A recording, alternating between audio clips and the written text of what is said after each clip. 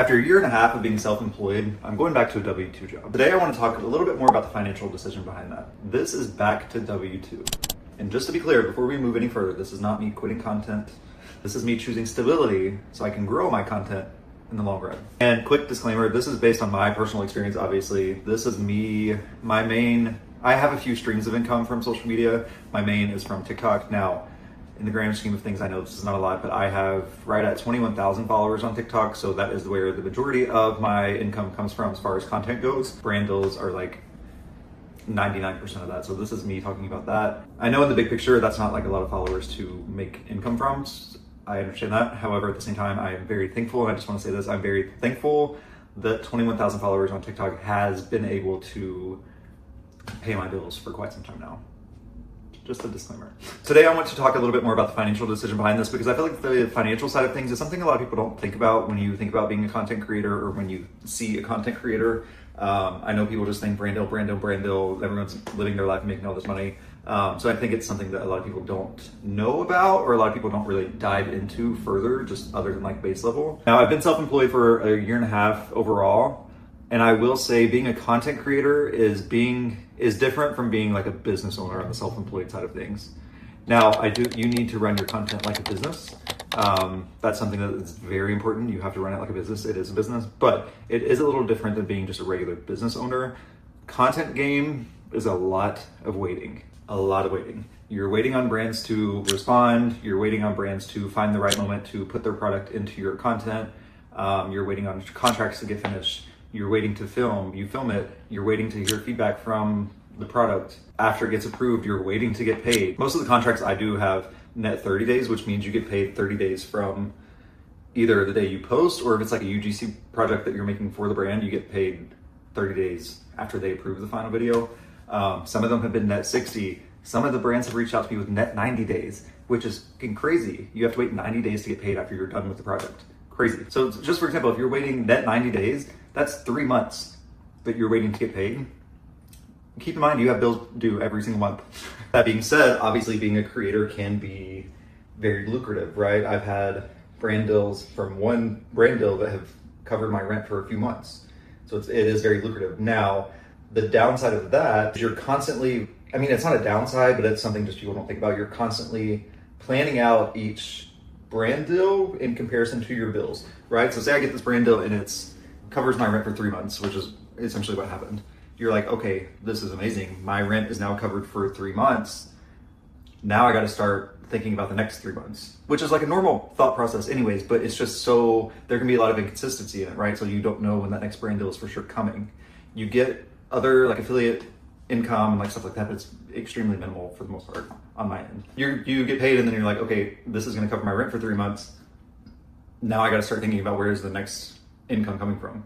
So you're really like planning out month by month, and then when you get that money, you're scared to spend it because you're like, okay, I know I'm covered for the next couple of months, but where is the income coming after that? I can't spend any of this money I just got paid. Does that make sense? I hope that makes sense.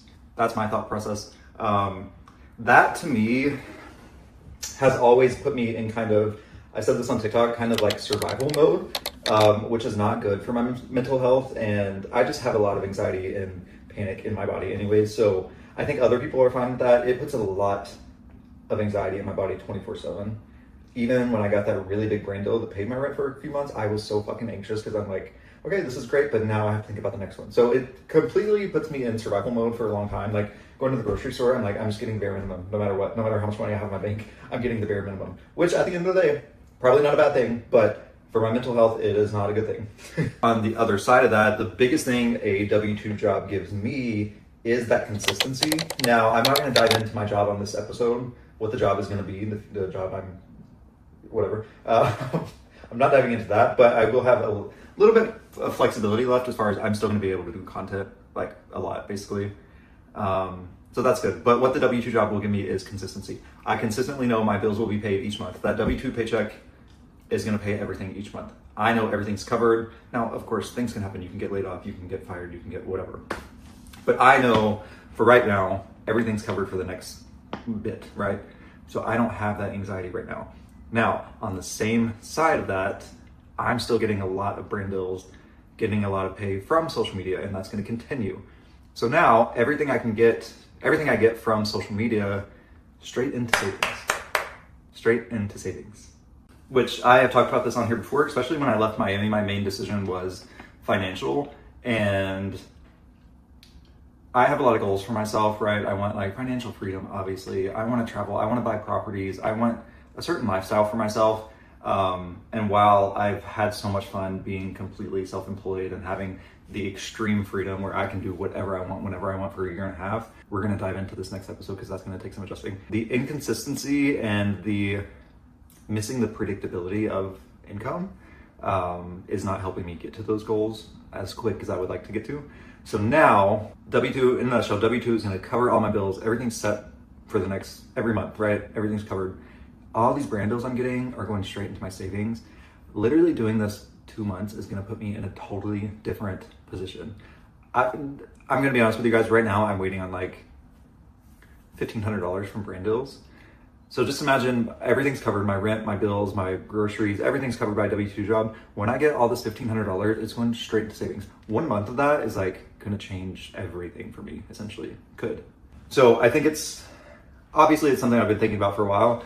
And if you're new to this, I did not make the decision to go fully self-employed. A lot happened in the past and I ended up being self-employed, which worked out. I made it work and I'm very thankful for that. But don't think just because I had 21,000 followers on TikTok that I was like, oops, time to quit my full-time job. That is not what happened, so don't go there.